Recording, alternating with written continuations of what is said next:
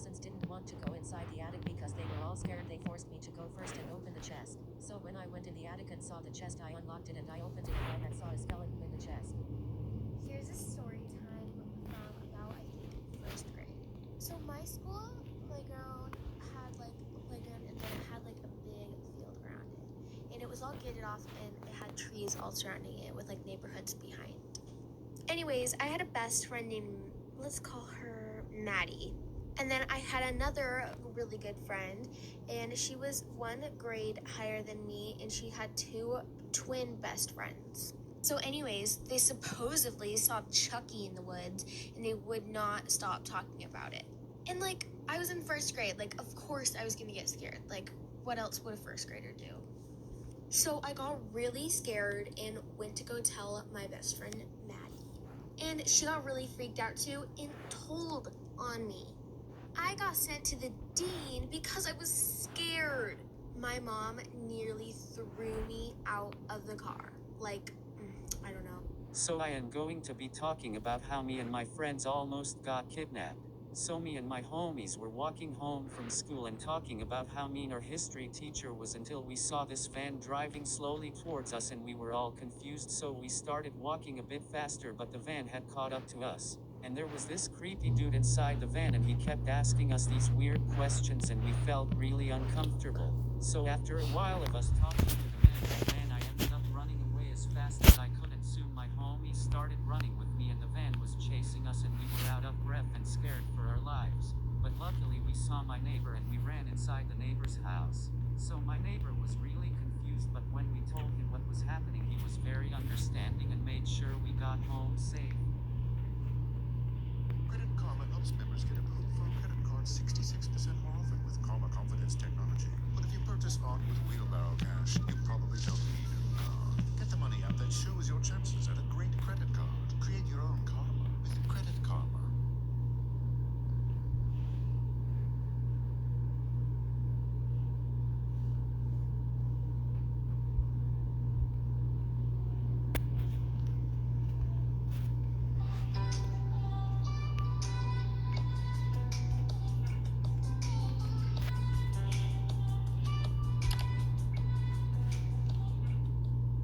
There was a finger in his trash can. Story time. So I used to house sit for this really rich guy, and we're gonna name him Daniel. Now Daniel's house was huge. It was basically a mansion. And the cool thing about house sitting for Daniel is that he let me do whatever I wanted to do. He let me use his car, invite friends over, have a party, literally whatever I wanted to do, I could do it. But the only thing I was not allowed to do was go in his basement. And I really didn't think too much about it because he told me that's where his office was, so I figured he just didn't want anybody messing it up.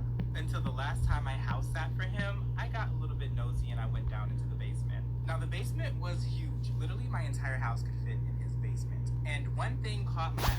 There was a huge metal trash can in the corner of the basement. And it was kind of creepy.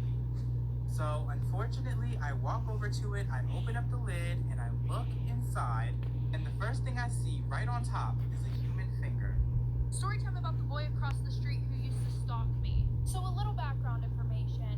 Parents and I moved into a new house that was literally 5 minutes from where I used to live.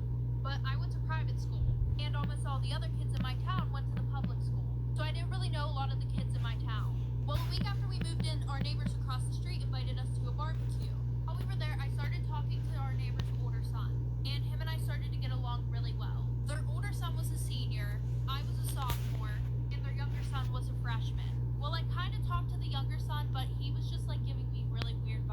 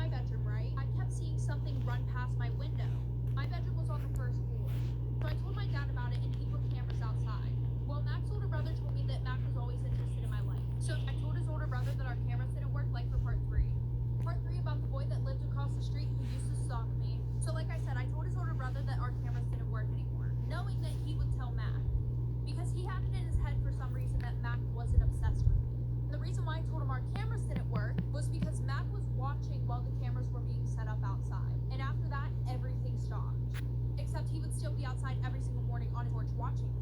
So the one night while I'm sleeping, I wake up to some noise right outside my window. And my bed was on the same wall as the window, so I could see who was right outside my window, but they couldn't see me.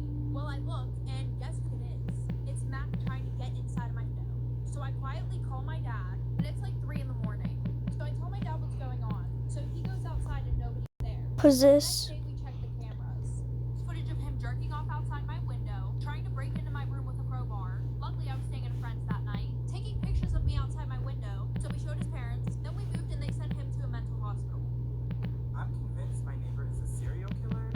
Story time. So I have this really creepy neighbor, and we always catch him doing these really weird things.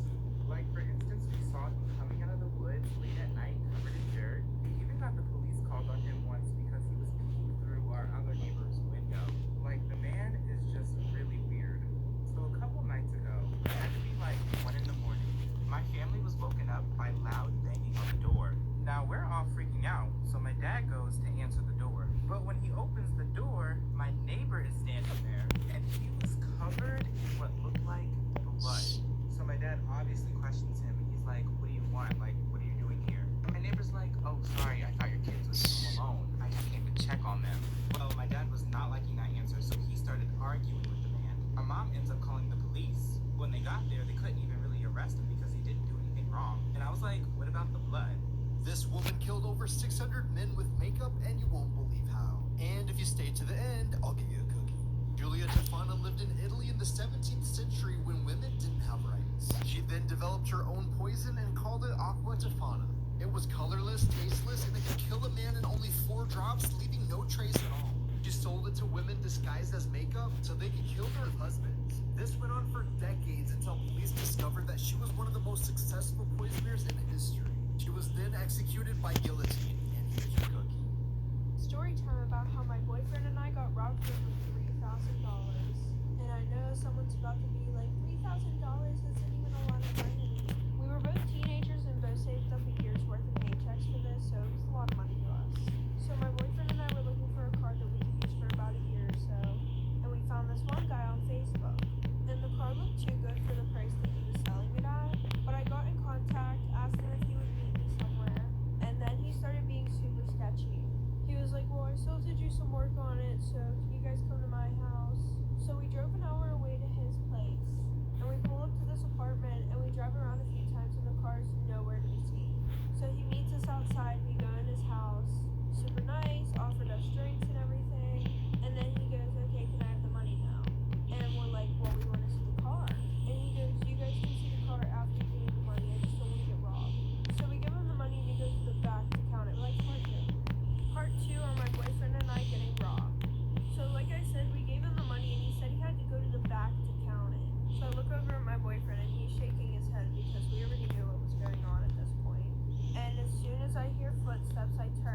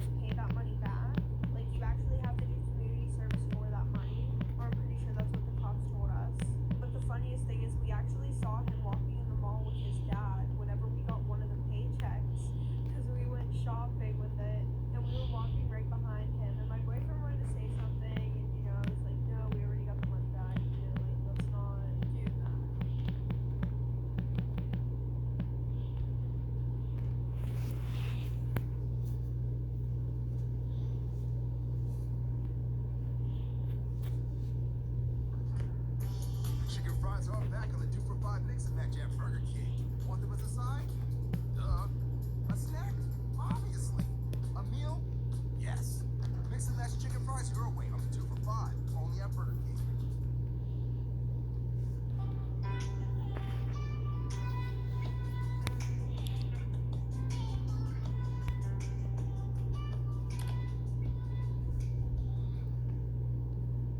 What's the most messed up thing someone has ever told you after barely knowing them? Well, I'm gonna go first. So in high school, I would take public transportation back home. Well, this one lady got on a bus with a daughter and sat next to me. I looked over and told her that her daughter was very pretty. Then out of nowhere, she just starts crying. I asked Ma'am, "Are you alright?" And she says, "It's my husband." I didn't want to be invasive, but I asked, "Did something happen?" Then she goes on a 10-minute rant about how abusive her husband was and that she tried to stay for the baby. She was scared, but she finally had the courage to go. I felt bad and asked her, "Is there anything I could do to help?" And she proceeds to tell me that everything is fine. I'm like, "Are you sure?" She replies, "Yes, everything's fine. He had a peanut allergy and he died last week." And I'm like shook. And I said, "I'm so sorry for your loss." And she responds, "No, it's better that he's gone anyway." And I'm like, "Huh?" Right after, she prepares to get off the bus and she grabs her daughter. I said bye. Right before she gets off, she said she put peanuts in his food. I boiled my grandmother alive. Story time.